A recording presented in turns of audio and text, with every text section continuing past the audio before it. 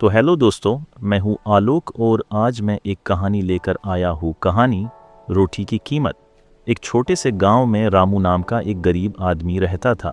उसके पास न ज़मीन थी, न पक्का घर, न कोई बड़ी संपत्ति। गांव के किनारे मिट्टी और टिन की चादरों से बना उसका छोटा सा झोंपड़ा ही उसका संसार था। परिवार में उसकी बूढ़ी माँ और एक छोटी बेटी गुड़िया थी। पत्नी का कई साल पहले बीमारी से देहांत हो चुका था। रामू रोज सुबह सूरज निकलने से पहले उठ जाता, माँ के लिए पानी भरता, गुड़िया को तैयार करता और काम की तलाश में निकल पड़ता। कभी उसे खेतों में मजदूरी मिलती, कभी ईंट भट्ठे पर काम, तो कभी पूरा दिन खाली हाथ लौटना पड़ता।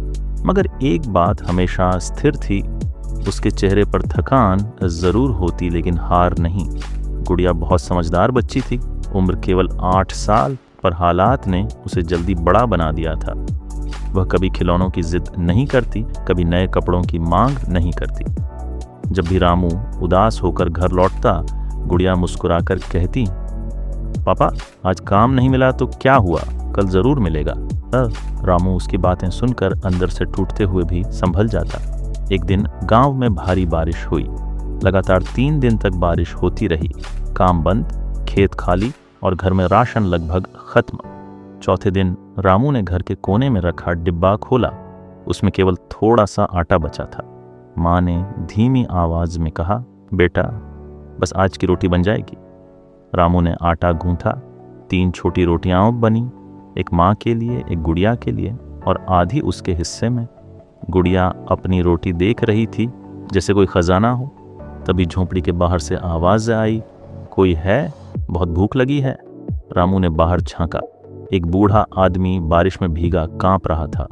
कपड़े फटे, आंखों में थकान और पेट से उठती कराहत साफ दिख रही थी। रामू के मन में तूफान उठ गया। घर में मुश्किल से 3 रोटियां थीं। माँ और बेटी भी भूखी थीं, मगर उस बूढ़े की हालत देखकर उसका दिल पिघल गया। वह अंदर आया, अपनी रोटी उठाई और बूढ़े को दे दी।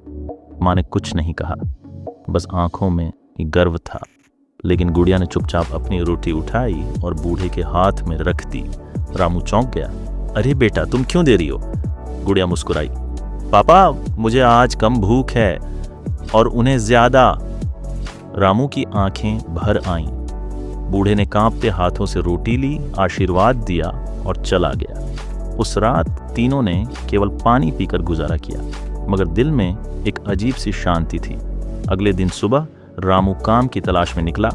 रास्ते में गांव के स्कूल के पास भीड़ लगी थी। पता चला कि स्कूल में नए चौकीदार की जरूरत है। रामू तुरंत पहुंचा।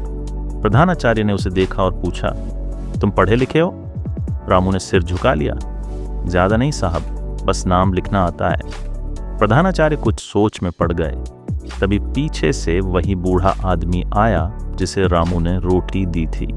रामू पहचान नहीं पाया, लेकिन बूढ़ा मुस्कुराया और बोला, साहब यही है वो इंसान जिसने खुद भूखा रहकर मुझे रोटी दी थी। प्रधानाचार्य आश्चर्यचकित रह गए। बूढ़ा स्कूल का ट्रस्टी निकला जो गांव के हालात देखने आया था।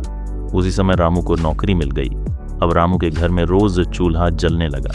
माँ की दवाई आने लगी, गुड़िया स्कूल जाने लगी। एक दिन रामू ने गुड़िया से पूछा, बेटा उस दिन तुम्हें सच में कम भूख थी? गुड़िया हंस पड़ी। नहीं पापा, मुझे भी बहुत भूख थी। रामू हैरान हुआ। फिर तुमने रोटी क्यों दी?